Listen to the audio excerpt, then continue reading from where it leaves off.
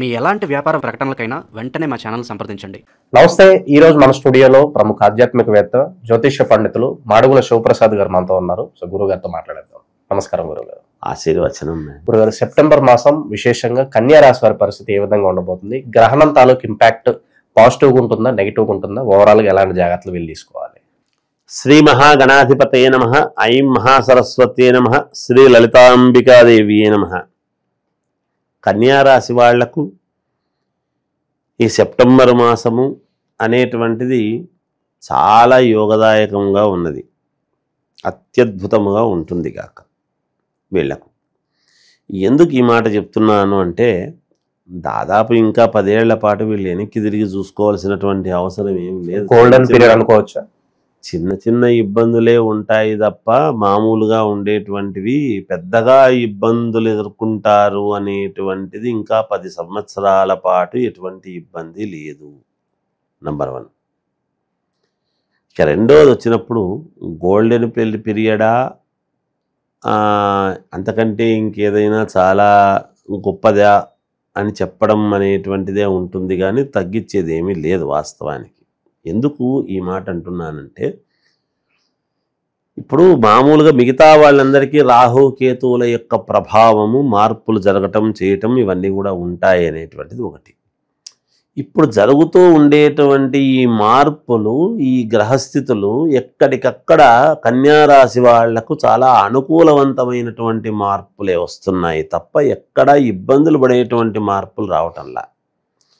వీళ్ళు ఏదైనా గతంలో ఇబ్బంది పడిన వాళ్ళు ఏదో తెలుసో తెలియకో కొన్ని తప్పులు చేసుకున్నటువంటి దాని వలన ఆలోచన లేక అనాలోచితముగా కొంత ఏదో పోగొట్టుకోవడం చేయడం జరుగుంటుంది. కానీ ఇప్పుడు తెలివితేటలు తెచ్చుకొని నేను ఎలాగైనా సరే 10 రూపాయలు చేసుకోవాలి అని అనుకున్న సమయానికి వీళ్ళకి ఏదో కుదరక, నాకు రాలేదు, ఇంకా బాగాలేదు అనుకుంటున్నారు. కానీ బాగుంటుంది, ఆరోగ్యపరంగా ముందు చాలా అద్భుతముగా ఉంటుంది. మొట్టమొదట చాలా అంటే చాలా అనుకూలవంతంగా ఉంటుంది ఆరోగ్యం. గతంలో దీర్ఘకాలిక వ్యాధులు ఏదన్నా కూడా అవి వెళ్ళిపోతాయి. అవన్నీ దీర్ఘకాలిక వ్యాధులు ఉండినా అనేది కాదు, ఎప్పుడో పోయినాయి. వీళ్ళకు దీర్ఘకాలిక వ్యాధులు అనేటువంటి మాట ఉండదు.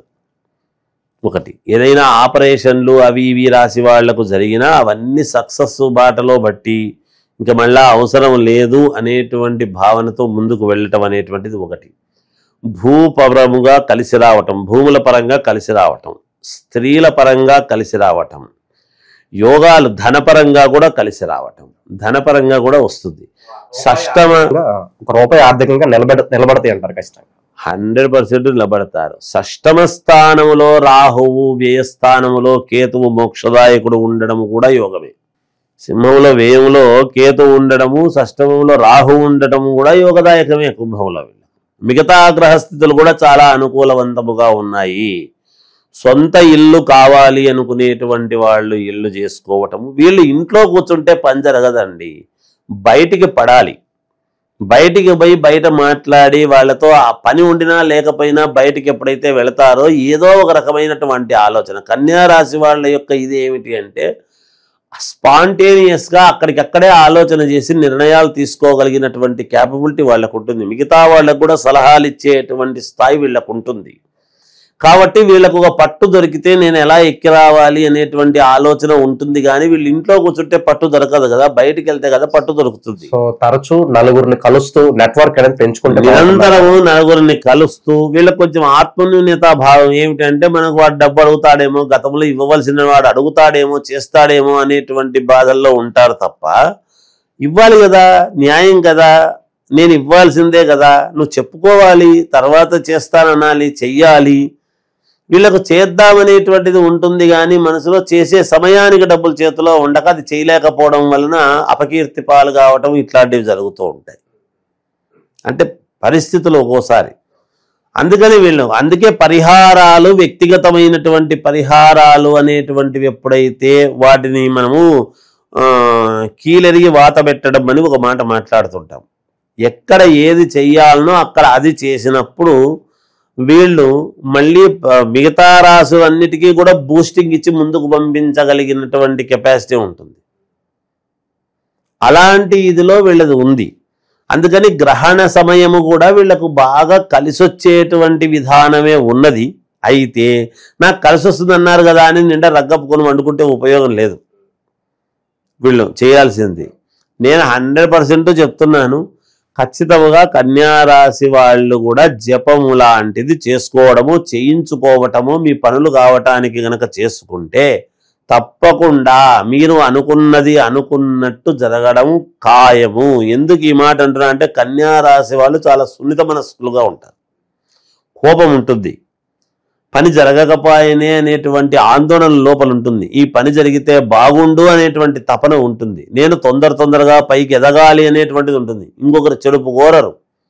కానీ వీళ్ళని ఆశించి అందరూ ముందుకు వెళ్ళింటారు. ఇంతమంది బాగుపడ్డారు కదా, నేను ఇంతమందికి చెప్పాను సలహాలు, నాకెందుకు ఇట్లా అనేటువంటి ఆందోళనలో ఉంటారు. ఒక మంచి అవార్డు రావడం కానీ, పెద్ద పెద్ద వాళ్ళతో పరిచయాలు కలగటము కానీ, వేరే ఊళ్ళకు ఫ్లైట్లలో తిరిగేటువంటి పరిస్థితులు రావటము, మిమ్మల్ని గుర్తించని వాళ్ళు కూడా గుర్తించి మిమ్మల్ని మీరు కావాలి అని కోరుకోవటం, ఇవన్నీ కూడా జరుగుతాయి ఇప్పుడు కన్యారాశి వాళ్లకు. ఇంకా రాను రాను రాను రాను రాబోయే రోజుల్లో ఇంకా అద్భుతంగా ఉండదు. 2026 అత్యద్భుతంగా ఉంది కన్యారాశి వాళ్లకు. అది గోల్డెన్ కాదు, డబుల్ గోల్డెన్ వ్యవహారం ఉంటుంది వచ్చే సంవత్సరం. నేను ఇప్పుడే చెప్తున్నా, అంత అద్భుతంగా ఉంటుంది కన్యారాశి వాళ్ళకు. గురుగారు గ్రహస్థితి బట్టి ఇప్పుడు బాగుంది కాబట్టి బాగుంటుందని మనం చెప్తూ ఉన్నాం. కొంతమంది ఉంటారు, గురుగారు మీరు బాగుందన్నారు కానీ మా జీవితాలు ఎలాగున్నాయండి, కష్టాలు పడుతూనే ఉన్నాం అనే వాళ్ళు కూడా ఉంటారు. ఏంటి తప్ప ఎక్కడ జరుగుతుందంటారు? అదే వీళ్ళు నేనేమంటున్నానంటే ఇప్పుడు ఈ గ్రహణ సమయం అనేటువంటిది చాలా యోగదాయకము.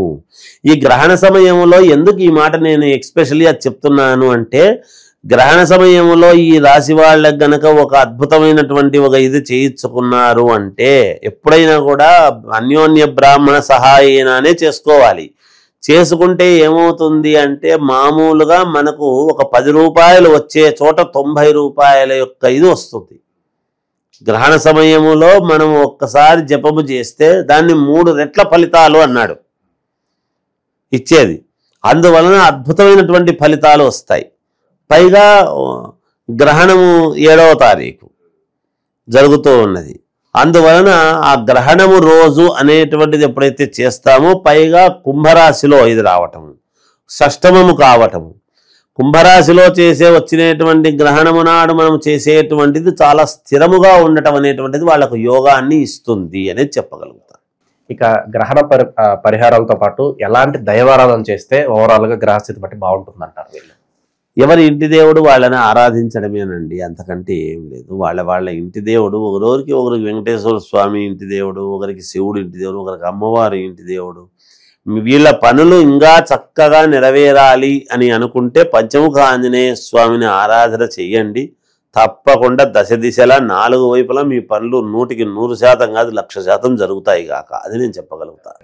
ఓవరాల్ గా కన్యా రాశి వారి పరిస్థితి ఈ మాసం ఎలా ఉండబోతుంది అనేది మీ మాటలో చాలా బాగా వివరించారు. ధన్యవాదాలు. జయోస్తు.